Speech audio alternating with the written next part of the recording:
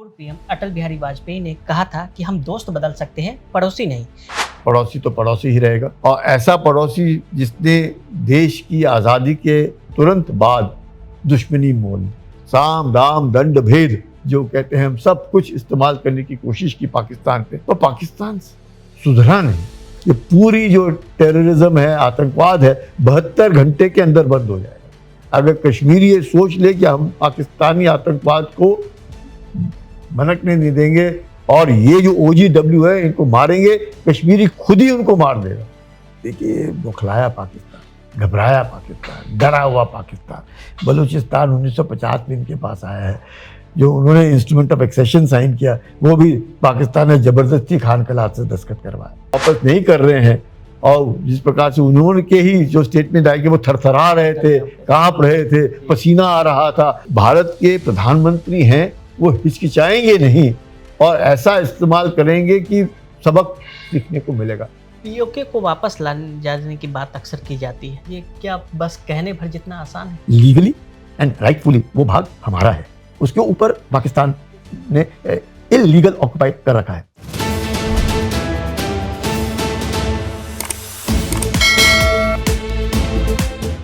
नमस्ते, मैं हूं अभिनय आकाश और आप देख रहे हैं प्रभा साक्षी के स्पेशल शो नो फिल्टर। अक्सर ये कहा जाता है कि अगर हमारे पड़ोसी अच्छे हैं तो हमारी रोजमर्रा की छोटी बड़ी दिक्कतें यूं ही खत्म हो जाती है। यही फॉर्मूला देशों पर भी लागू होता है। आज भारत के एक ऐसे पड़ोसी देश के बारे में बात करेंगे जिसके बारे में 2023 में पूर्व पीएम अटल बिहारी वाजपेयी ने कहा था कि हम दोस्त बदल सकते हैं, पड़ोसी नहीं। हालांकि मौका मिलने पर पाकिस्तान ऐसा देश है जिसे हर कोई बदलना चाहेगा। कट्टर प्रतिद्वंदी भारत के साथ पाकिस्तान के रिश्ते हमेशा से खराब रहे हैं। यह परंपरागत रूप से भारत में आतंक का तो निर्यात करता है, जबकि यहाँ से खाद्य उत्पाद, दवाइयाँ और औद्योगिक कच्चे माल का आयात करता है। पहलगाम में आतंकी हमला हुआ और इस बार पहचान करके हिंदू पर्यटकों को निशाना बनाया गया है। इस हमले के बाद भारत यानी देश की सरकार कैसे दुश्मनों को जवाब देगी? क्या इस बार भी सर्जिकल स्ट्राइक होगा या फिर एयर स्ट्राइक, या फिर इन सब से कुछ अलग देखने को मिलेगा? इस बार भारत पाकिस्तान को ऐसा जवाब देगा कि वो आतंकियों को पालना भूल जाएगा। आज हमारे साथ मौजूद हैं army veteran lieutenant general Sanjay Kulkarni sir, जिन्होंने खुद दुश्मनों के सामने मोर्चा संभाला है, कई रणनीतियां बनाई है, उनको अंजाम दिया है, पाकिस्तान को धूल चटाई है। लेफ्टिनेंट जनरल संजय कुलकर्णी ने अपने 39 साल के शानदार करियर में विभिन्न प्रकार के इलाकों में सेवा की और 1983-1984 में कैप्टन के रूप में ऑपरेशन पोलर बियर और ऑपरेशन मेघदूत में भाग लिया। बिला फोंडला पर राष्ट्रीय ध्वज फहराने के लिए अपनी प्लाटून का नेतृत्व करने के लिए उन्हें शौर्य चक्र से भी सम्मानित किया गया है। कुलकर्णी सर जापान के राष्ट्रीय रक्षा अध्ययन संस्थान और नई दिल्ली के राष्ट्रीय रक्षा कॉलेज के पूर्व छात्र व महानिदेशक इन्फेंट्री के पद से सेवानिवृत्त हुए। तो सर, आइए आपके साथ सवाल जवाब का सिलसिला शुरू करते हैं। मेरा बहुत बहुत धन्यवाद जी। सबसे बड़ा सवाल कि भारत अगर बदला लेगा, जो हिंदुस्तान के दुख और आक्रोश को देखते हुए लगता है कि ये आसन्न है, तो वो कब होगा, कैसे लिया जाएगा और कहाँ लिया जाएगा? एक तो बहुत बहुत धन्यवाद। भारत बदला तो जरूर लेगा, इसमें कोई शक नहीं। और भारत ने बदला लेना भी चाहिए, क्योंकि अब पानी जो है वो सर के ऊपर से बह गया है। भारत ने पाकिस्तान के साथ 1947 से अच्छे रिश्ते बनाने की सोची। हर बार उनको जितना भी चाहिए था उससे ज़्यादा ही दिया, चाहे पानी हो, चाहे ट्रेड फैसिलिटीज़ हो, चाहे वीज़ा फैसिलिटीज़ हो, जो कुछ भी है। पाकिस्तान को एक पड़ोसी होने के नाते, जैसे आप कह रहे थे, ये अपने पूर्व प्रधानमंत्री श्री अटल बिहारी वाजपेयी कहते थे कि आप पड़ोसी को तो बदल नहीं कर सकते, पड़ोसी तो पड़ोसी ही रहेगा। और ऐसा पड़ोसी जिसने देश की आज़ादी के तुरंत बाद दुश्मनी मोल, ऐसा पड़ोसी जिसने हर हमेशा भारत को दुश्मन समझा और भारत ने उन्हें एक पड़ोसी और दोस्त के तौर पर समझा। तो ये काफ़ी साल तक जो सिलसिला चलता रहा। अब पाकिस्तान जो है हर हमेशा उग्रवाद, आतंकवाद, इसका एक विश्व भर में एक, मैं कहूँगा, हब है। और अगर उसको कहा जाए तो आतंकवाद का सौदागर अगर हम कहें पूरे विश्व में, तो वो पाकिस्तान है। और पाकिस्तान की जो फौज है शुरुआत से ही उसने अपने आप को उस मकाम पर जा पहुंचाया पाकिस्तान के अंदर कि जो पाकिस्तानी आम नागरिक हैं उन्हें ये लगने लगा कि पाकिस्तान की फ़ौज के बिना उनका कोई चारा ही नहीं है, वही देश चला सकते हैं। और क्योंकि वहाँ पे जो करप्शन है और वहाँ पे जो एक तरीके से जो मैं कहूँगा एडमिनिस्ट्रेशन है, वो कहीं ना कहीं अपने आप को कमज़ोर उसने पाया। और जब जुल्फ़िकार अली भुट्टो जैसे नेता ने जब देश संभाला भी, तो आपने देखा कि 1971 की लड़ाई में क्या हुआ, पाकिस्तान हारा, पाकिस्तान का बंटवारा हुआ, 93,000 से ज़्यादा PWs हमारे पास थे, हमने उनको वापस किए। उसके बाद संधि हुई सिमला एग्रीमेंट की। तो पाकिस्तान जो है ये इसके ऊपर विश्वास नहीं किया जा सकता, और पाकिस्तान एक ऐसा देश है जो आतंक ही उसका एक स्पेशलाइजेशन है।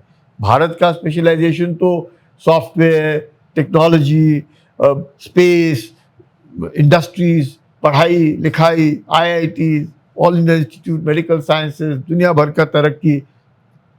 1947 का भारत और आज का भारत, कितना फर्क, कितना अंतर। विश्व की 5वीं आर्थिक स्थिति, 3री आर्थिक स्थिति बनने के मकाम पर ऐसा भारत, और जिसका एक टुकड़ा पाकिस्तान बना, उसकी हालत आज आप देख रहे हैं क्या है।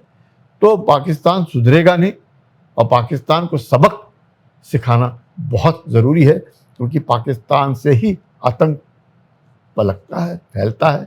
और इसीलिए हिलेरी क्लिंटन ने भी कहा, पाकिस्तान के बहुत अच्छे दोस्त माने जाने वाले अमेरिका ने भी पाकिस्तान को समझाया कि अगर आप सोचते हैं कि आप अपने आंगन में सांप पालेंगे और वो सांप जो है सिर्फ आपके पड़ोसी को ही काटेगा, तो आप भूल जाएं, वो सांप आपको भी काटेगा।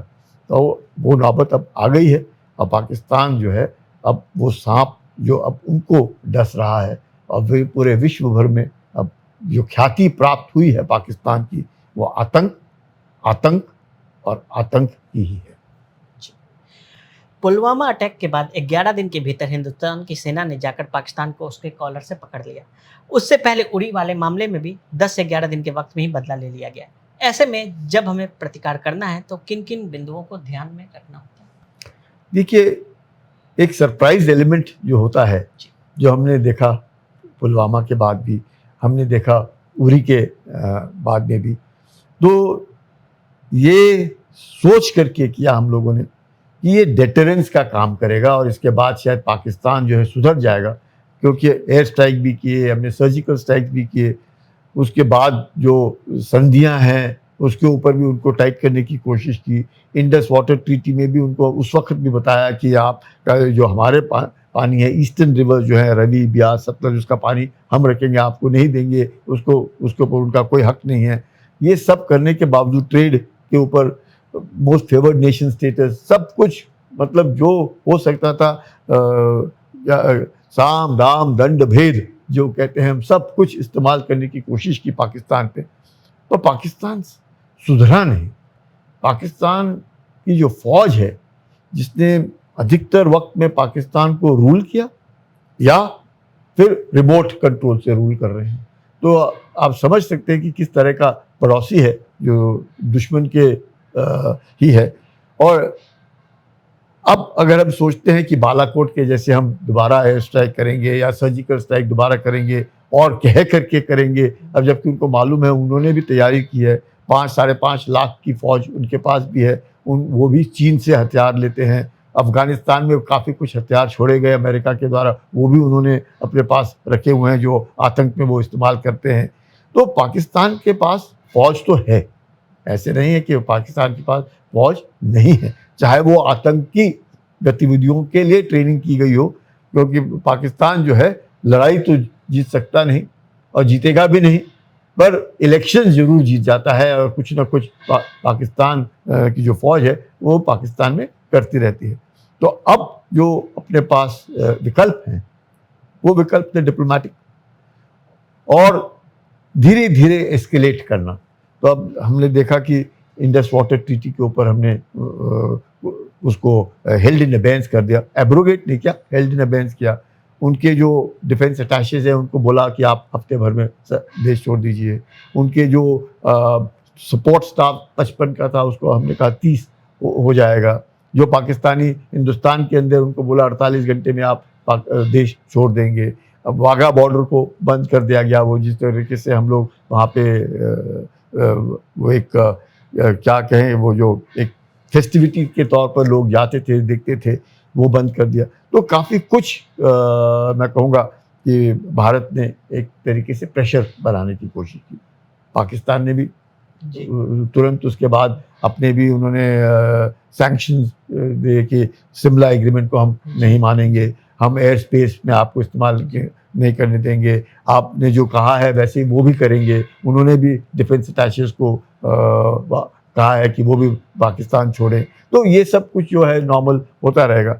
लेकिन मकसद भारत का पहलगाम के बाद रहा है कि पूरे विश्व भर में जो सहानुभूति भारत को मिली है और पूरे भारत ने कहा है कि वो पाकिस्तान के विरुद्ध हैं, भारत के साथ खड़े हैं, और ये आतंकवाद जो है एक बिल्कुल ही क्रूर तरीके से है। और मज़हब को लेकर के, मतलब उन्होंने हिंदुओं को देखा और हिंदुओं को पूछा और कलमा बोलने को कहा, या उनके कपड़े उतारे और देखा कि ये हिंदू है या मुसलमान है, और फिर उनको मारा। तो ये सब दर्शाता है कि जो अब हमने कदम उठाने हैं, कड़े ऐसे कदम कि बालाकोट और सर्जिकल स्ट्राइक के बाद भी उन्होंने पहलगाम किया। तो ऐसे कदम उठने चाहिए कि उन्होंने सोचना ही नहीं चाहिए, मतलब आतंक का सहारा लेने की उसमें हिम्मत नहीं होनी चाहिए। उन्हीं में नहीं, जो उनके सपोर्टर्स हैं उनमें भी नहीं होनी चाहिए। मतलब उनको ज़मीन के नीचे गाड़ना ही एक तरीका और एक अपने पास विकल्प रह गया है।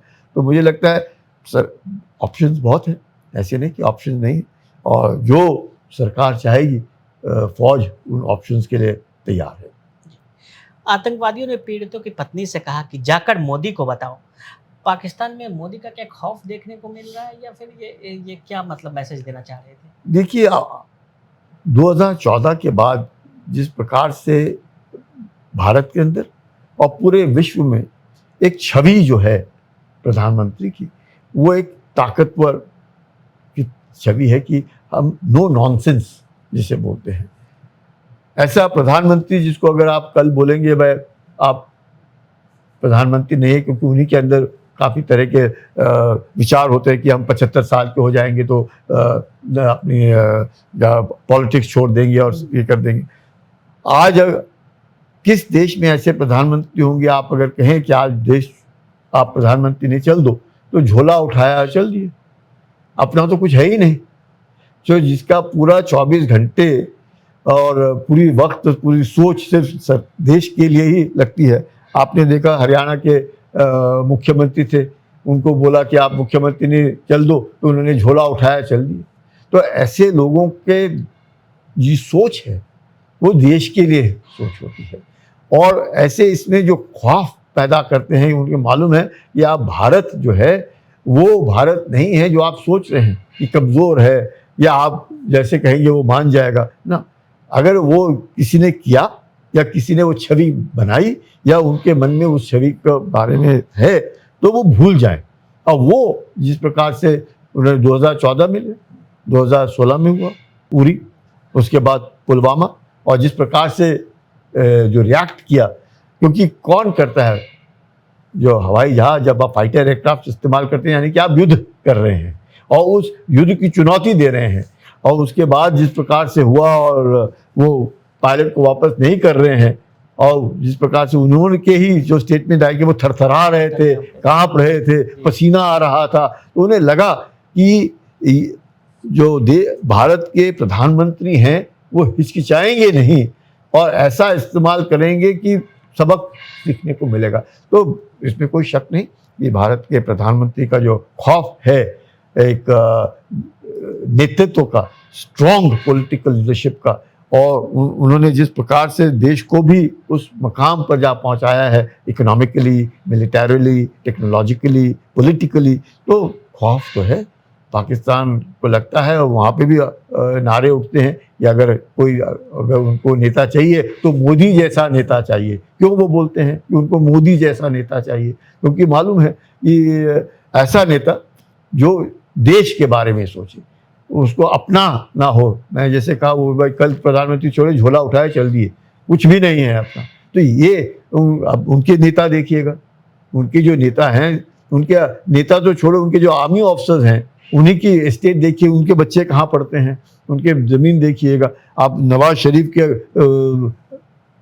पता नहीं हज़ारों एकड़ की ज़मीन, खुद का एयरफील्ड, खुद का एयर स्ट्रिप और खुद के हेलीकॉप्टर लैंड कर रहे हैं। अपने प्रधानमंत्री के पास तो साइकिल भी नहीं। तो ये जो सोच है कि भाई ये आदमी नेतृत्व कर रहा है देश का, और करप्शन नहीं है, अपना और देश, बस सिर्फ देश। तो खौफ तो है, चाहत भी है उस देश में। दुश्मन देश है पर चाहत भी है। वो दुश्मन भी अपने भारत को दुश्मन समझते हैं, पर नेता वो ऐसा चाहते हैं। पहलगाम के घने जंगलों में टूरिस्ट स्पॉट तक आतंकी पहुंच गए हैं। इतने बड़े भूभाग में सर्च ऑपरेशन क्या संभव है? और इसमें ये एक और पैटर्न देखने को मिला है कि ये सामान्य आतंकी हमलों से थोड़ा सा अलग इस बार आतंकवादियों ने टूरिस्टों को मतलब अटैक किया है। तो इसको आप कैसे देखते हैं? देखिए, एक तो जो अपना टेरेन है वो बहुत अलग है, और ऐसा टेरेन है, जंगलात हैं, नदियां हैं और घने जंगल हैं, और उन इलाकों में चंदे घर भी हैं जो कई बार OGW का काम करते हैं, ओवरग्राउंड वर्कर्स का काम करते हैं, जो उनको खबरें देते हैं और बताते हैं। प्लस टेक्नोलॉजी भी आ गई है, तो उस टेक्नोलॉजी, इंटरनेट का भी इस्तेमाल वो कर रहे हैं, ड्रग्स का इस्तेमाल कर रहे हैं, पैसों का इस्तेमाल कर रहे हैं, आप इंटरनेट का इस्तेमाल कर रहे हैं, सैटेलाइट टेलीफोन्स का इस्तेमाल कर रहे हैं। तो कई एक इस तरह के साधन आजकल मिलिटेंट जो हैं और जो आतंकवादी हैं वो कर रहे हैं। उनको ट्रेनिंग कौन दे रहा है?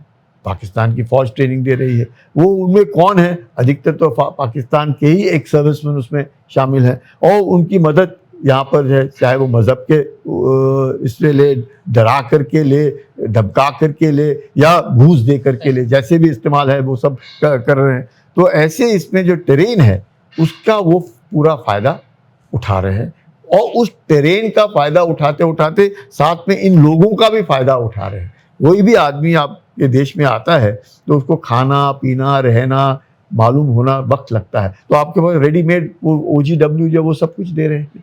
तो वो ये जो है, और जो 3300 किलोमीटर लंबी जो बॉर्डर, कहीं कहीं LOC का है, AGPL का है, ये सब है, जिसमें तकरीबन 1000 किलोमीटर के आसपास जो है वो जम्मू कश्मीर है। और ऐसे इलाके में आना, सरकंडे हैं, वो टनल्स बना देते हैं, फेंसिंग है, सब कुछ है, फौज है, बाकी सिक्योरिटी फोर्सेस हैं।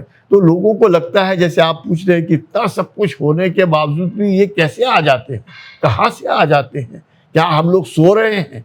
ऐसे नहीं है, ज़रूर फेंसिंग है, ज़रूर लोग लगे हुए हैं, पर कई एक जगह पे आप फेंसिंग नहीं कर सकते हैं, बिकॉज इजाज़त नहीं देती, ज़मीन जो है वो इजाज़त नहीं देती।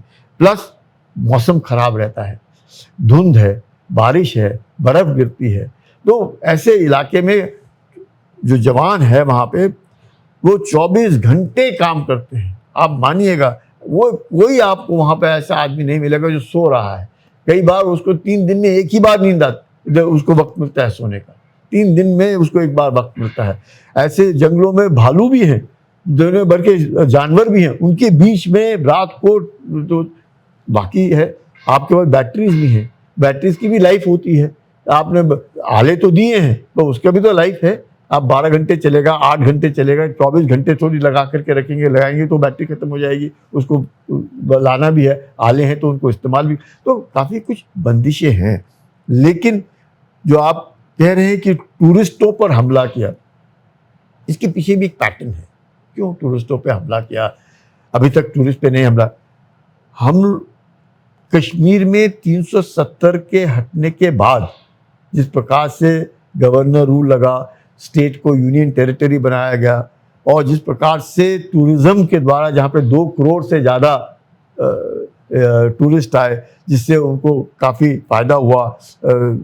हम कह सकते हैं कि होटल बुकिंग हुए, टैक्सीज हुए, पोनी हुए, छोटे छोटे दुकानदार हुए, छोटी छोटी चीज़ें हुए, आर्टिफैक्ट्स हुए, खाना पीना हुआ। तो उसमें वहाँ पे जो तरक्की देखी जा रही थी पिछले 4-5 सालों से, तो उनका जो जो लोकल हम जिनको बोलते हैं कि जिनकी सोच में अभी भी अगर कोई नेगेटिविटी थी या पाकिस्तान की तरफ, या पाकिस्तान उनको उकसा रहा था, तो पाकिस्तान को लगा कि ये तो अब हमसे हट रहे हैं।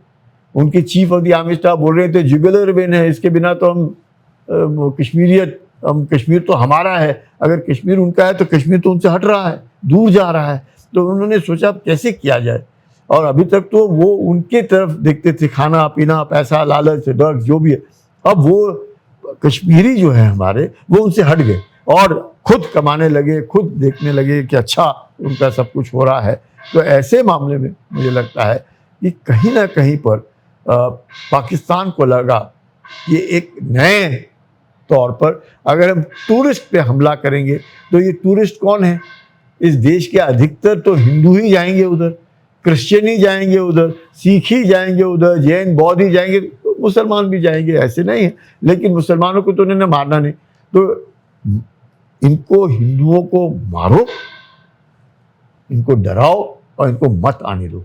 और ये जो कश्मीरी अब अपने आप को हिंदुस्तान की तरफ देख रहे हैं, उनका झुकाव जो हिंदुस्तान की तरफ हो रहा है क्योंकि उनको अब पैसा मिलने लगा है, वो इनका बंद करो। यानी कि वो कश्मीरियों के पेट के ऊपर लात मार रहे हैं, और कश्मीरी भी वो समझ रहे हैं ये पाकिस्तान जो है ये एक ऐसा देश है, हम तो डूबे सनम तुम्हें भी ले डूबेंगे।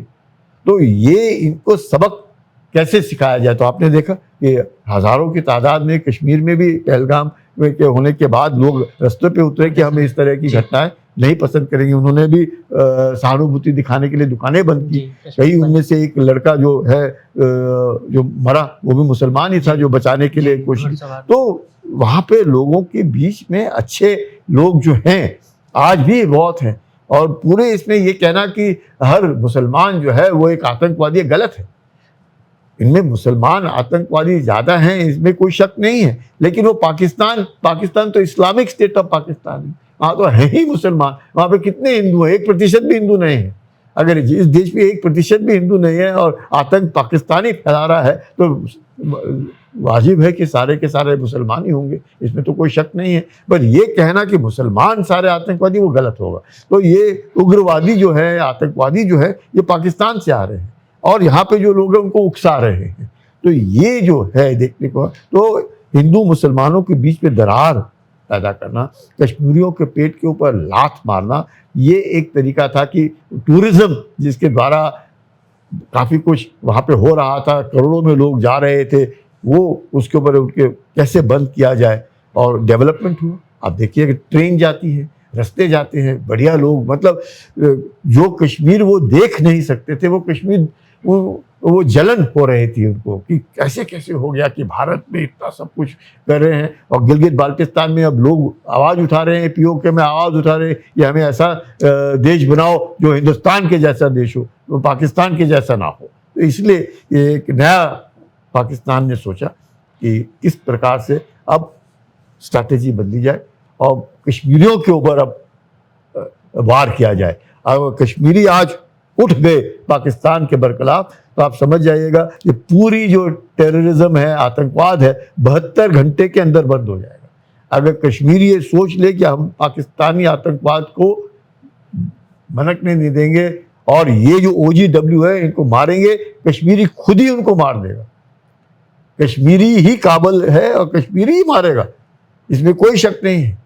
लेकिन अगर कश्मीरी समझ जाए कि पाकिस्तान जो है वो उनको उकसा रहा है, पाकिस्तान जो है उनके पेट पे लात मार रहा है, और पाकिस्तान ही है जो हिंदुस्तान के मुसलमानों को भी बदनाम कर रहा है। भारत और पाकिस्तान की तरफ से एक्शन और रिएक्शन देखने को मिल रहा है। पाकिस्तान की तरफ से शिमला समझौता तोड़ने के ऐलान भी किया गया है। क्या शिमला समझौता से हटने का मतलब ये हो सकता है कि LOC जो है वो अब समाप्त हो जाएगी? और थोड़ा शिमला समझौता के बारे में भी हमारे दर्शकों को कुछ बताएं। देखिएगा, 1947-48 की लड़ाई के बाद कराची एग्रीमेंट हुआ 1949 में, और जो कराची एग्रीमेंट है उसके द्वारा सीज फायर कहा जाता था। जी। और 1971 की लड़ाई के बाद जो 1972 का जो शिमला एग्रीमेंट है उसके बाद इस सीज फायर लाइन को हम लोग LOC कहने लग गए। तो ये जो LOC है ये तकरीबन 33,000 किलोमीटर का बॉर्डर है, जहाँ पे इंटरनेशनल बॉर्डर है, कहीं पर LOC है, कहीं पर AGPL है, तो ये सब शामिल सब करके तकरीबन 3300 किलोमीटर का लंबाई है। तो ये जो LOC है इसके ऊपर बंकर है, कई कई जगह पे काफ़ी आईबॉल टू आईबॉल नज़दीकी बंकर है। तो ये 72 में जो शिमला एग्रीमेंट हुआ, उस शिमला एग्रीमेंट के द्वारा ये एक बेसिक चीज़ है उसमें कि हम दोनों देशों के बीच में जब भी अनबन होगा उस अनबन को हम बायलैटरली सॉल्व करेंगे और तीसरे देश की मध्यस्थता हमें मंजूर नहीं है। तो ये इस एग्रीमेंट के ऊपर ही वो 93,000 PW जो थे वो छोड़े गए। मिसेस गांधी ने जो एग्रीमेंट किया ये छोड़े, चाहे वो हमारे 54 के आसपास वहाँ पर PWs आज तक नहीं छोड़े पाकिस्तान ने, पता नहीं कहाँ चले गए, किसने मारा और क्या किया, लेकिन हमने 93,000 PWs हमने छोड़े। और वो 93,000 PWs छोड़ने के बाद ये जो शिमला एग्रीमेंट हुआ, उस शिमला एग्रीमेंट के तहत वो जो सीज फायर लाइन जो कराची एग्रीमेंट इससे पहले होता था उसको छोड़ हमने LOC इसको बोला और बायलैटरल। तो पाकिस्तान ने आज जो बोल रहे हैं कि हमने तो शिमला एग्रीमेंट, पाकिस्तान ने उस शिमला एग्रीमेंट का कभी भी उसको माना नहीं, मैं कहूँगा कभी भी नहीं मानने की कोशिश की। हर बार UN में उठाते हैं, हर बार बार कश्मीर, अभी देखा आपने उनके chief of the army staff बोलते तो है अपने आप को सैयद आसिफ मुनीर, वो तो मैं कहूँगा वो तो सैयद हाफिज मुनीर हैं। जिस तरीके से वो बातचीत करते हैं, 2 नेशन थ्योरी और 3 नेशन हो गए, 2 नेशन थ्योरी की बात करें वो तो 3 नेशन हो गए। तो इसके बावजूद भी जिस प्रकार से उनकी सोच है कि कश्मीर के लिए हम जान दे देंगे और कश्मीर हमारा है, हम लेके रहेंगे, वो शुरू से कहते हैं, 1947 से सब कहते आए। पर अगर शिमला एग्रीमेंट किया है और बायलैटरली हमने सॉल्व करना, अगर आपने इस तरह के अल्फाज इस्तेमाल करने, तो आपने तो शिमला एग्रीमेंट का कभी भी उसको रिस्पेक्ट नहीं किया, कभी ऑनर नहीं किया, आपने बार बार किया। अब सीज फायर जो हुआ है, सीज फायर शिमला एग्रीमेंट में हुआ है, तो उस सीज फायर का फायदा किसने उठाया है? पाकिस्तान ने उठाया। उसने ट्रुप्स यहाँ से उठा करके बलूचिस्तान में डाले, उसने यहाँ से ट्रुप्स उठाया खैबर पख्तूनवा में डाले और वहाँ पे वो लड़ रहे हैं, पठानों से लड़ रहे हैं, बलूचियों से लड़ रहे हैं। अब जब सीज फायर नहीं रहेगा वापस आएंगे, अब बलूची इनको और अच्छी तरह सबक सिखाएंगे, पठान इनको और सबक सिखाएंगे, तहरीक तालिबान पाकिस्तान इनको और सबक सिखाएगी, बलूच लिबरेशन आर्मी इनको और सबक सिखाएगी। तो ये तो होएगा, इसमें कोई शक नहीं है। और पाकिस्तान जो है इस प्रकार से शिमला एग्रीमेंट अगर नहीं भी मानता है कोई फ़र्क नहीं पड़ता है, क्योंकि पाकिस्तान ने कभी माना नहीं, और अगर पाकिस्तान का नुकसान होगा, नुकसान हमारा होगा नहीं। पाकिस्तान की सेना के बारे में कहा जाता है कि उन्होंने आज तक कोई युद्ध नहीं जीता है, भारत हमेशा से उसे हराता आया है, फिर भी उसकी सेना इससे कोई सबक क्यों नहीं लेती? देखिए, इसमें जो आपका कहना है कि पाकिस्तान ने कोई युद्ध जीता नहीं और इलेक्शन कोई हारा नहीं। पाकिस्तान शुरुआत से अयूब खान के समय से और आज तक या तो डायरेक्ट अंडर आर्मी रूल रहा, मार्शल लॉ लगा, या यही उसको रूल करते रहे, या फिर जुल्फ़िकार अली भुट्टो जैसे आए और अभी शहबाज शरीफ, और उससे पहले नवाज शरीफ, उससे पहले काफ़ी लेकिन किसी ने भी पाकिस्तान, चाहे वो ये सिविल एक कहते तो वो भी अपने आप को लोकतंत्र हैं, वह भारतीय लोकतंत्र और उनके लोकतंत्र में ज़मीन आसमान का अंतर है। वहाँ पे हर हमेशा जो उनकी फ़ौज है या डायरेक्ट कंट्रोल में या रिमोट कंट्रोल में पाकिस्तान चलाती है, क्योंकि पाकिस्तान की फ़ौज ही ऐसी फ़ौज है विश्व में जिसका पूरा देश उसका है। अमूमन फ़ौज देश की होती है, पर यहाँ पूरा देश फ़ौज का है। तो ऐसे हालात में पाकिस्तान जो है शुरू से रहा है, और पाकिस्तान में भी लोगों का ऐसा मानना है कि सिर्फ पाकिस्तान की फ़ौज ही पाकिस्तान को कंट्रोल कर सकती है, क्योंकि जो बाकी पॉलिटिशियंस हैं वो सारे के सारे करप्ट और मतलब देशद्रोही हैं, और पाकिस्तान की फ़ौज जो है वही एक मतलब पाकिस्तान के लिए काम करती है। लेकिन पाकिस्तान की फ़ौज एक आतंकवादी बन चुकी है, वो फौज किससे लड़ेगी? पाकिस्तान क्या फौज ने चीन के साथ लड़ने के लिए फौज खड़ी की है? वो तो चीन के गोदी में जाके बैठ गए। तो जो फौज खड़ी की है किसके लिए खड़ी की है? भारत से लड़ने के लिए की है। अगर भारत से लड़ने के लिए की है तो लड़ाई तो लड़ते नहीं है, हर लड़ाई हार जाती है। अगर हर लड़ाई हार जाती है, कल शुरू कर दे फौज, पाकिस्तान अगर चाहे कल हमला करने की कोशिश कर दे और करे, और फिर देखिए क्या होता है उसका हाल। तो पाकिस्तान की फौज जो है कन्वेंशनल वॉर लड़ नहीं सकती, जीत नहीं सकती, तो क्या कर सकते हैं? प्रॉक्सी वॉर कर सकते हैं। और ये जो कार्रवाई पाकिस्तान करता है आतंकवाद, ये पार्ट ऑफ प्रॉक्सी वॉर है, जिसमें जियाउल हक कहते थे we will bleed India with 1000 cuts. Zulfikar Ali Bhutto कहते हैं हम तो 1000 साल लड़ेंगे, हम तो एटॉमिक बॉम्ब बनाएंगे, इस्लामिक बॉम्ब बनाएंगे, हम घास खाएंगे। ये क्या है?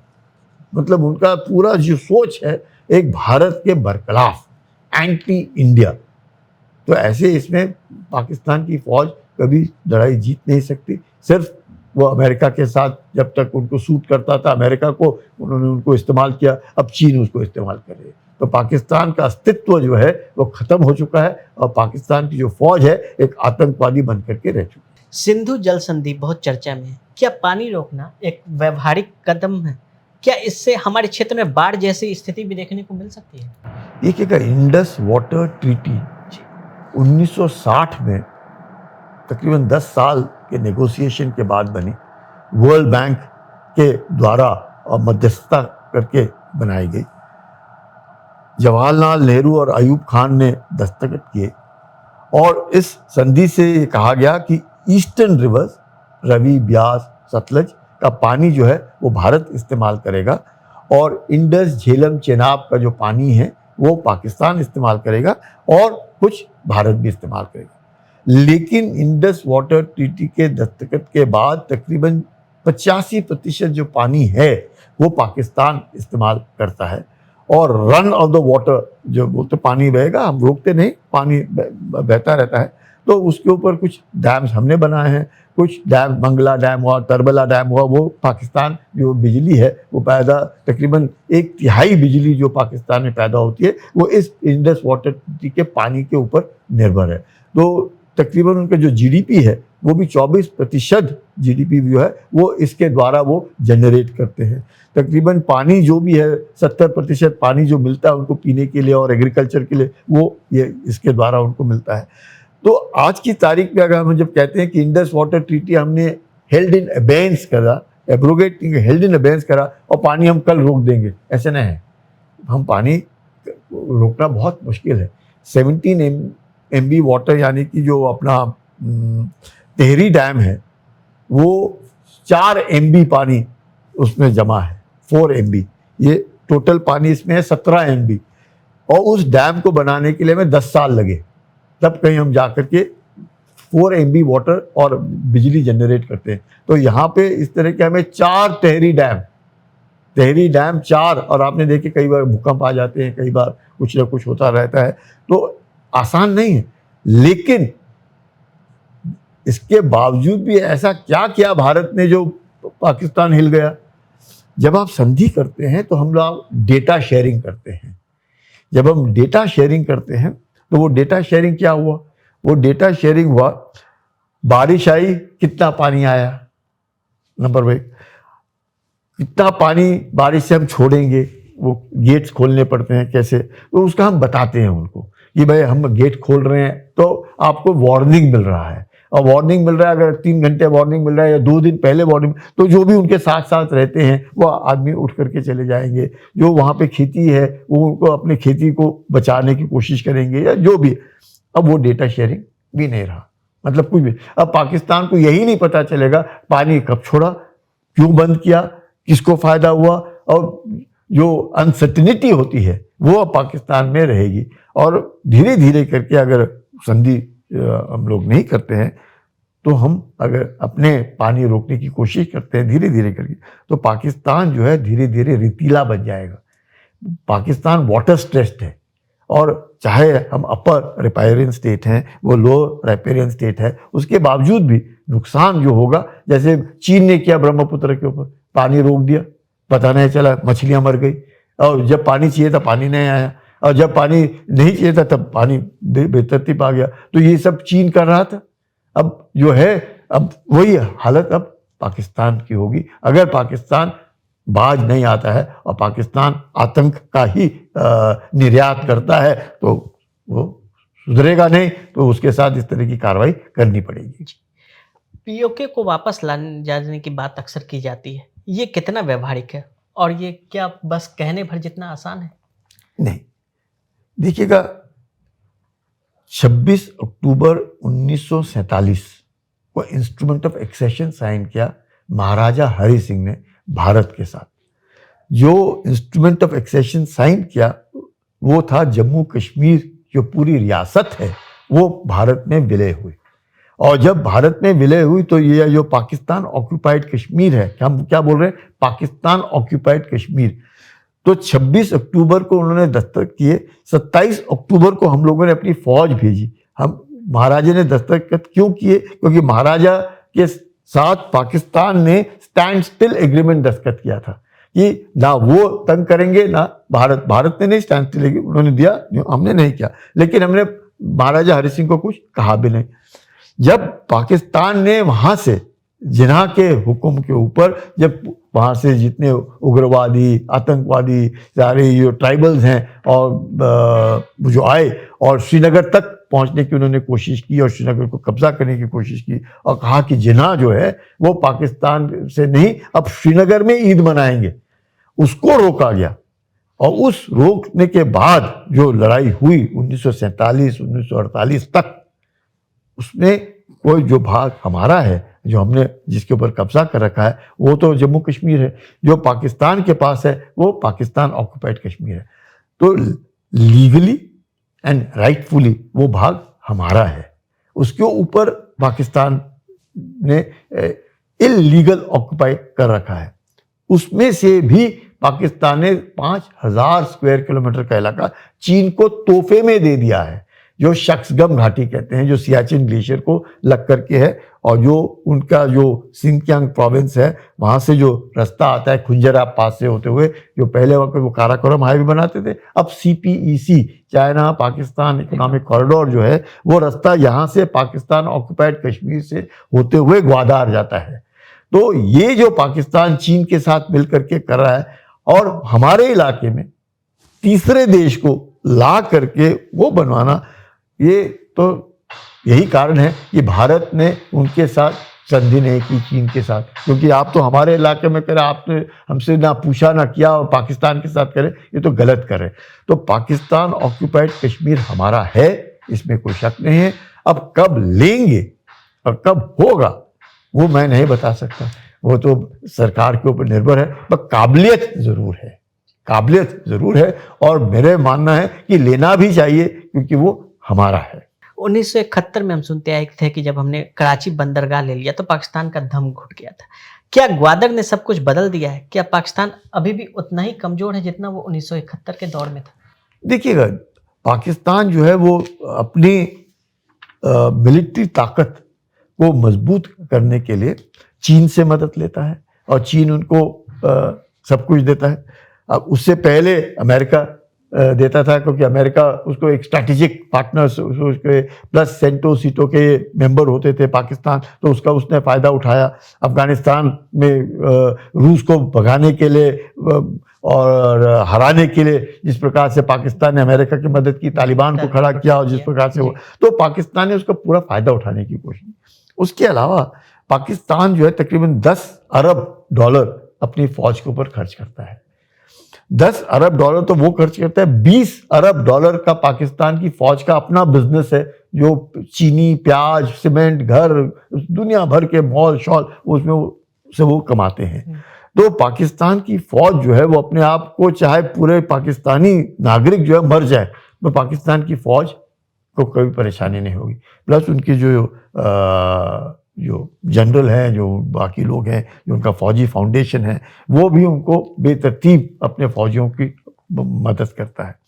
तो ऐसे इसमें जब हम कराची बंदरगाह की बात करते हैं और ये देखते हैं कि किस प्रकार से पाकिस्तान जो है, कराची बंदरगाह तो आज भी हम ब्लॉक कर सकते हैं, इसमें कोई बड़ी बात नहीं है। ज़रूर ग्वादार जो है कराची से ज़्यादा दूर पर नहीं है, जहाँ पे चीन अब अपना कब्जा जमाए बैठा है बलूचिस्तान में। और ऐसे इसमें, और उससे ज़्यादा दूर चाबहार भी नहीं, जहाँ पे हिंदुस्तान का पोर्ट है ईरान के साथ। तो आप देखते हैं कि चाबहार जो ईरान के साथ, ग्वादार, और यहाँ पे कराची पोर्ट। तो कराची तो कमर्शियल है, ग्वादार मिलिट्री है, और चाबहार तो कमर्शियल है बिकॉज वो तो अफगानिस्तान की मदद के लिए है, ईरान की मदद के लिए है, और वो खोला गया है। तो ऐसे इसमें जब अफगानिस्तान में गेहूं की जरूरत थी, खाना पीना नहीं मिला, तो भारत ने चाबहार पोर्ट से उनको खाना भेजा और गेहूं भेजा। तो ये जो है, तो ऐसे इसमें जो है, जहाँ तक कराची पोर्ट है 71 में जरूर उसको बर्बाद किया था, और भारतीय नेवी ने बहुत वहाँ नुकसान पहुँचाया। लेकिन आज भी हमारे में काबिलियत है वही करके दिखलाने की जो 71 में की, और उससे भी ज़्यादा। 1971 में भारत पाक संबंधों में क्या बदलाव आया? 80 के दशक के बाद आतंकवाद में वृद्धि का आखिर क्या कारण हो सकता है? पहले कश्मीर और फिर पूरे भारत में आतंक का एक्सपोर्ट किया जाने लगा पाकिस्तान की तरफ से। ये 71 की लड़ाई के बाद पाकिस्तान को हमेशा लगा कि वो भारत को एक नॉर्मल कन्वेंशनल वॉर में हरा नहीं सकता। अगर वो हरा नहीं सकता तो भारत को वो किस प्रकार से चाबी देता रहे, भारत के ऊपर किस प्रकार से प्रेशर डालता रहे। और उन्होंने एक अपनी नई नीति अपनाई ज़ियाउल हक के इसमें, ब्लीड इंडिया विथ 1000 कट्स, और हेट इंडिया कैंपेन शुरू किया, और उसको पूरे इसमें मजहब के उसको रूप दिया। वो मजहब का रूप जब हम बात करते हैं तो आप समझ सकते हैं कि वहाँ के पाकिस्तानियों को, फौजियों को देखिएगा, लंबी लंबी दाढ़ी बनाए मुल्ले के माफी घूमते हैं। क्यों घूमते हैं? क्योंकि उन्होंने अब अपने इस्लामिक एक उसको क्या कहेंगे उसको, कि एक रूप दे दिया, और वो इस्लामिक रूप में वो पूरा अलग हो गया। और जो भी वो कार्रवाई करते हैं, जो उनको जिहाद, मतलब उनको जिहादी बना दिया। उसका मकसद ही जिहाद है, उनका मोटो ही जिहाद है। तो ऐसे इसमें आप समझ सकते हैं कि वो क्या करने की काबिलियत रखते हैं। तो बांग्लादेश से भी अभी हटे नहीं है, बांग्लादेश में भी वही शुरू कर दिया उन्होंने, और यहाँ पर भी। तो उन्होंने आतंक का सहारा लिया, क्योंकि वो भारत को कन्वेंशनल वॉर में हरा नहीं सकते। झारखंड में थैंक यू पाकिस्तान, लश्कर तैयबा और पहलगाम पर जश्न मनाने का खबर सामने आई, और वहीं पहलगाम और पुलवामा को लेकर AIUDF विधायक ने इसे राजनीतिक नाटक करार दिया है। सीमा पार के दुश्मनों से तो देश की सेना बखूबी लड़ती आ रही है, लेकिन कुछ इस तरह की आवाज़ों से उनके मनोबल पर असर तो जरूर पड़ता होगा। मुझे आश्चर्य होता है ये सुनकर कि ये झारखंड में हुआ, क्योंकि मैं अभी आया, मैं रांची में था, मैं रांची में रहा, मैं जमशेदपुर में गया, और इस हमले के बाद ही मैं आया। मैं अभी 2 दिन पहले ही रांची से आ रहा हूँ। तो मैंने देखा नहीं, क्योंकि मैं रांची में देखा सब कुछ शांत था। जमशेदपुर में गया, हो सकता है कहीं अगर छोटे मोटे इलाके में जहाँ पे कोई लोग होंगे एक ही समुदाय के, एक ही मजहब के, तो अगर पुलिस ने हालांकि गिरफ्तार कर लिया उसे। हाँ, वही ये देखिएगा, ये लोग आपको कहीं पर भी मिलेंगे। ये मतलब ये भारतीय नहीं है, ये वो सोच ही इनकी भारतीय नहीं है, ये मजहबी सोच के ऊपर जाते हैं। इनको कुछ ये नहीं, इसके ऊपर हम लोगों ने ज़्यादा ध्यान भी नहीं देना चाहिए, इनको इग्नोर कर देना चाहिए। लेकिन एक बात ज़रूर कहूँगा कि पहलगाम के बाद जिस प्रकार से भारत के अंदर, चाहे वो हिंदू हो, चाहे मुसलमान हो, कोई किसी भी मज़हब का हो, सब में एक मैं कहूँगा कि यूनिटी जो है वो देखने को मिल रही है। मतलब हर एक इसमें, क्योंकि हर मुसलमान को भी हिंदुस्तान के अंदर लगने लगा है कि पाकिस्तान जब इस तरह की हरकतें करता है और बेगुनाहगार लोगों को, और नए नए बेचारे शादीशुदा हुए कपल्स, हनीमून पर गए हुए बुजुर्ग आदमी, और ये पूछना कि आप हिंदू हैं या मुसलमान, और फिर उसको मारना। तो भारत में जो मुसलमान हैं वो अपने आप को बेचारे एम्बैरेस्ड हो जाते हैं कि क्या हम लोगों को भी बदनाम करते हैं, क्योंकि इस्लाम जो है वो इसके लिए नहीं है। और अगर इस्लाम के रेडिकलाइजेशन के ऊपर ही पाकिस्तान का जो इस्लाम है वो रेडिकलाइज्ड है। वहाँ पे उनके मुल्लों ने मदरसों में और उनके मस्जिदों में इस तरह की सिखलाई दी जाती है, और ये सिखलाई जो है वहाँ के लोगों में आने के बाद वो आप देख रहे हैं पूरे विश्व भर में वो आतंकी फैलाते हैं। और वैसे ही कोई इधर भी होंगे, 2-4 मुल्ले आए हैं जो इस तरह की एक बात करते हैं, पर मुझे नहीं लगता है। This I will call it as aberration, this will not be a format, नहीं होगा, ये बिल्कुल एबरेशन होगा। और क्योंकि मैं जैसे कहा, मैं झारखंड से अभी आ ही रहा हूँ, 2 ही दिन हुए मुझे, और ये जब हादसा हुआ मैं रांची में ही था, और मुझे नहीं लगता है कि इस तरह की अगर किसी ने किया है, must be an aberration which we should ignore it. और मूर्ख आदमी है तो मुझे लगता है अरेस्ट भी कर लिया होगा और अपने आप संभल जाएगा, और पता भी चल जाएगा कि कहाँ कहाँ तारे जुड़ी हैं और कौन कौन ये ओवरग्राउंड वर्कर्स हैं जिनकी सोच अभी भी वो पाकिस्तान की सोच से मिलती है। तो इनका भी खात्मा करना बहुत ज़रूरी है। ये एक ओपन सीक्रेट है कि सारा आतंक पाकिस्तान की सेना द्वारा प्रायोजित और प्रशिक्षित किया जाता है, लेकिन एक दिवालिया राष्ट्र को इससे आखिर क्या हासिल होता है? ये देखिएगा, जब आपकी सोच ही है कि हम तो कुछ कर सकते नहीं, हम स्पेस में कुछ नहीं कर सकते, हम टेक्नोलॉजी में कुछ नहीं कर सकते, हम भारत में की जो आर्थिक स्थिति के सामने बिल्कुल ही कमज़ोर पड़ गए, यहाँ के जो बच्चे हैं पढ़ाई में अच्छे हैं, यहाँ की जो लड़कियाँ हैं वो पढ़ाई में अच्छी हैं, वो सब जगह अपना जो उनकी क्वालिटीज़ हैं वो दर्शा रही हैं। तो भारत एक अलग ही प्रकार का देश, और भारत की मैं कहूँगा कि जिस प्रकार से हाँ हम लोग डिस्कस कर रहे हैं, अपना जो नेतृत्व है, पॉलिटिकल लीडरशिप भी है, पूरे विश्व भर में उनके गुण गाए जाते हैं। तो ऐसे हालत में जो एक इन्फीरियॉरिटी कॉम्प्लेक्स पाकिस्तान में आ गया है, और वो इन्फीरियॉरिटी कॉम्प्लेक्स पाकिस्तान में आने के बाद, और वो ही बांग्लादेश में भी देखने को मिल रहा है। मोहम्मद यूनुस जो आए हैं वो वही एक मानसिकता लेकर के, चाहे नोबेल प्राइज मिला है, पर मानसिकता वही है कि पाकिस्तान वाली मानसिकता ला रहे हैं, जिसमें उसमें भी वही हो रहा है एक तरीके से, मैं कहूँगा इन्फीरियॉरिटी कॉम्प्लेक्स पाकिस्तान में भी, और वही अब बांग्लादेश में भी देखने को मिल रहा है। तो ये जो है, तो हम जैसे बोल रहे हैं, हम तो डूबे सनम तुम्हें भी ले डूबेंगे, मतलब हम तो कर सकते नहीं, हम तुम्हें भी नहीं करने देंगे। और इस सब को चीन जो है उनको उकसाता है। चीन इसलिए उकसाता है क्योंकि चीन को मालूम है कि भारत ही है जो उनको टक्कर दे सकता है। अगर भारत ही है जो उनके आंख में आंख डाल करके बात कर सकता है, और वो टक्कर और देगा अगर भारत की आर्थिक स्थिति और बढ़ेगी, 5th लार्जेस्ट इकोनॉमी से 3rd लार्जेस्ट इकोनॉमी होगी, धीरे धीरे करके 2047 तक हम हो सकता है 15 या 20 ट्रिलियन डॉलर इकोनॉमी बनेंगे। वो भी बनेंगे आगे, वो आगे है हमसे, हम ये नहीं कहते कि चीन हमसे आगे नहीं, आगे है हमसे, वो भी आगे बढ़ेगा, लेकिन हम भी आगे बढ़ेंगे, तो हम भी टक्कर दे सकते हैं। तो उनको मालूम है कि भारत को रोकना कैसे, भारत की आर्थिक स्थिति को कमज़ोर कैसे करना, आर्थिक इनको कैसे तंग करते रहना। ये मिले ऐसे दोस्त मिल गए उनको जो तो भारत विरोधी ही हैं, चाहे वो पाकिस्तानी हो या फिर बांग्लादेशी हो। तो अगर उनकी सोच ही वैसी है और उनको दोस्त ऐसे मिले हैं, तो चीन भी उनको उकसा रहा है, चीन भी उनके साथ चुपचाप रिमोट कंट्रोल से वो अपना करते रहते हैं। तो पाकिस्तान जब तक अपनी अहमियत नहीं समझता है, जब तक वो अपना अस्तित्व नहीं बनाता है, पाकिस्तानी में कोई कमी नहीं है, पाकिस्तान में अच्छे गुण हैं, अगर वो उन गुणों को इस्तेमाल करे तो। अगर आपकी सोच ही आतंकी सोच है, आपकी सोच ही खराब है और सकारात्मक सोच ही नहीं है, तो आप काम ऐसे धंधे करेंगे और भारत के साथ क्या टक्कर लेंगे। भारत से तो उन्होंने फ़ायदा उठाना चाहिए, वो नहीं कर रहे, तो भारत को लग रहा है नुकसान होगा, पर मुझे नहीं लगता है भारत को वो कुछ भी बांका बाल में नहीं हिला सकते। लेकिन अगर वो समझ जाए तो शायद पाकिस्तान का फ़ायदा हो। तो पाकिस्तान को जैसे बार बार सरकार बोलती है कि पानी और खून एक साथ नहीं बह सकता, तो पानी रोकना पड़ेगा। अगर खून बहता नहीं है तो पानी बहेगा, बिल्कुल बहेगा।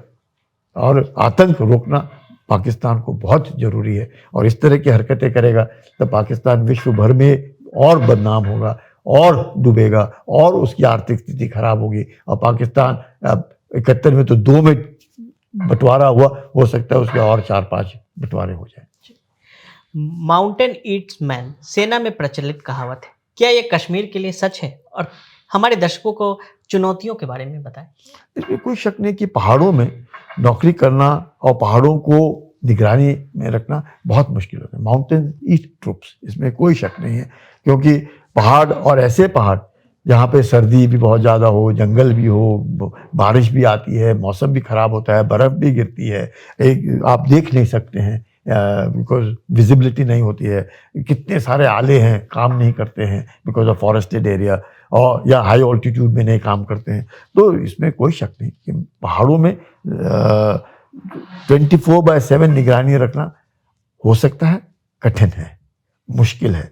और तरह तरह के आप, अगर हम आपको कहें कि आप कारगिल के हाइट्स के ऊपर आप जाएं तो आप देखेंगे, या सियाचिन में जाकर के नौकरी करें तो आप देखेंगे कि आपके पास बादाम, किशमिश सब कुछ रखा हुआ है सामने, आप खा नहीं पाते हैं। आपको पूरा वक्त है, आप सो नहीं पाते हैं, आपको नींद नहीं आती है, आप सांस नहीं ले पा रहे हैं, आप चल नहीं पा रहे हैं, आपको सांस लेने में दिक्कत आ रही है, आप गॉगल नहीं डालते तो आप अंधे हो जाते हैं, उसे स्नो ब्लाइंडनेस बोलते हैं। आपने गॉगल निकाला और धूप देखी, आंख गई, आपको 7 दिन तक कुछ नजर नहीं आएगा। आदमी बेचारे छोटे छोटे जवान 20 साल के, 21 साल के, 22 साल घबरा जाते कि अंधे हो गए। अंधे नहीं हुए, उनको फिर नीचे लाना पड़ता है, बताना पड़ता है कि उन्होंने गॉगल नहीं डाला, आंख गॉगल निकाला और बड़े स्टाइल में खड़े हो गए कि बर्फ देख रहे हैं, अंधे। तो ये जो मुश्किलें हैं, ये जो तकलीफ है, अगर कोई एक आदमी घायल होता है ऊपर पहाड़ों में, उसको नीचे लाने में 8 से 16 आदमी लगते हैं, वो स्ट्रेचर में भी 4 आदमी लगते हैं, और हर स्ट्रेचर वो बेचारा कहाँ, उसका ही सांस फूल रहा है, तो हर बार वो स्ट्रेचर बदली होता है, आदमी बदली होते हैं, उसको नीचे लाना है, हेलीकॉप्टर से हर बार हेलीकॉप्टर नहीं इस्तेमाल होता, कहीं मौसम हेलीकॉप्टर को नहीं आने देता है। तो बहुत कठिन है पहाड़ों में नौकरी करना, पहाड़ों को पे निगरानी रखना, वेरी डिफिकल्ट। चाहे आप कितनी भी कोई मेहनत कर सकते हैं, कोशिश कर सकते हैं, आले लगा सकते हैं, फेंसिंग कर सकते हैं, उनको वो निगरानी रख सकते हैं, फेंसिंग टूट जाता है क्योंकि बर्फ गिरती है, बाढ़ आते हैं, पानी आते हैं, अर्थक्वेक्स होते हैं, काफ़ी कुछ दिक्कतें आती हैं। इसमें कोई शक नहीं कि माउंटेन्स ईट ट्रुप्स, और आपको बूट्स ऑन ग्राउंड होने बहुत ज़रूरी है। आप सब कुछ सोचिए, मैं टेक्नोलॉजी से कर लूँगा, ड्रोन से कर लूँगा, सर्वेलेंस सैटेलाइट से कर लूँगा, वो सब करोगे, वो सब मददगार हैं, पर आपको जवान ज़मीन पर होना निहायत ज़रूरी है। और 3300 किलोमीटर तो मैंने आपको बताई दी, बॉर्डर पाकिस्तान के साथ, 4000 के ऊपर चीन के साथ है कि। तो ये जो इतने इलाके हैं, जो पहाड़ी इलाके हैं, हाई ऑल्टीट्यूड इलाके हैं, इनमें बहुत जवान लगते हैं, और दैट इज़ वाई वो जो आप कह रहे हैं शब्द इस्तेमाल करते हैं कि माउंटेन्स ईट ट्रुप्स। मेरा आखिरी सवाल आपसे कि पाकिस्तान भारतीय मीडिया पर युद्ध भड़काने का आरोप लगा रहा है, साथ ही उनके पीओके के सीएम ने भारत को धमकी दी है कि ये बलूचिस्तान के लिए बदला है। आप इस तरह की टिप्पणियों को कैसे देखते हैं? देखिए, बौखलाया पाकिस्तान, घबराया पाकिस्तान, डरा हुआ पाकिस्तान। बलूचिस्तान 1950 में इनके पास आया है, जो उन्होंने इंस्ट्रूमेंट ऑफ एक्सेशन साइन किया, वो भी पाकिस्तान ने ज़बरदस्ती खान के हाथ से दस्तखत करवाया कि भाई करो। बलूची बार बार कहते हैं हम 4% हैं आपकी आबादी के, 42% है पूरा हमारी ज़मीन, और आप हमको इस्तेमाल। पाकिस्तानी जो पंजाबी है, जो फ़ौज पंजाबी है, वहाँ के जो पंजाबी हैं, उनको सिर्फ उनको इस्तेमाल करें। वहाँ पे सोना है, चांदी है, गैस है, कोयला है, दुनिया भर की मछलियाँ हैं, सब कुछ है, मतलब किसी चीज़ की खामी नहीं है। लेकिन पाकिस्तान के पंजाबी जो है वो उसको ले रहे हैं और उनको नहीं दे रहे हैं। पानी तक नहीं पीने को मिल रहा है, जबकि पानी है सब जगह, वहाँ पानी पीने को नहीं है, उनको खाने को नहीं है। बिजली ईरान से आती है बलूचिस्तान में, ग्वादार में जो इंटरनेशनल पोर्ट चीन ने बनाया है उसकी बिजली ईरान से आती है। तो आप समझ सकते हैं कि वहाँ पर कुछ भी पाकिस्तान ने इन्वेस्ट नहीं किया, पर वहाँ से लूटा, मतलब वो लूट रहे हैं वहाँ से। तो ये कहना, वो ये सब बकवास। वो पंजाबी होगा, जो चीफ मिनिस्टर होगा वो बलूची नहीं हो सकता, वो पंजाबी होगा। देखना आप, जो भी नाम है उसका, वो पक्का बलूची नहीं होगा, पंजाबी होगा। तो ये जो कार्रवाई है, जो बलूची जो है वहाँ के, वो तो बेचारे परेशान हैं इनसे। ये तो सब कहने की बात है। बुखलाया पाकिस्तान, घबराया डरा हुआ पाकिस्तान है, इस तरह के स्टेटमेंट जो हैं वही कर सकते हैं। तो हमारे साथ जुड़ने के लिए आपका बहुत बहुत धन्यवाद सर। आपने बहुत सारी जानकारियाँ हमारे दर्शकों के साथ साझा की हैं। तो हम सवाल जवाब का सिलसिला यहीं समाप्त करते हैं। बहुत बहुत धन्यवाद। अगर आप भी लेना चाहते हैं देश दुनिया की तमाम जानकारी, तो आज ही सब्सक्राइब करें हमारे चैनल को। साथ ही नीचे दिए बेल आइकन को जरूर दबाएं ताकि हर अपडेट आप तक पहुंच सके।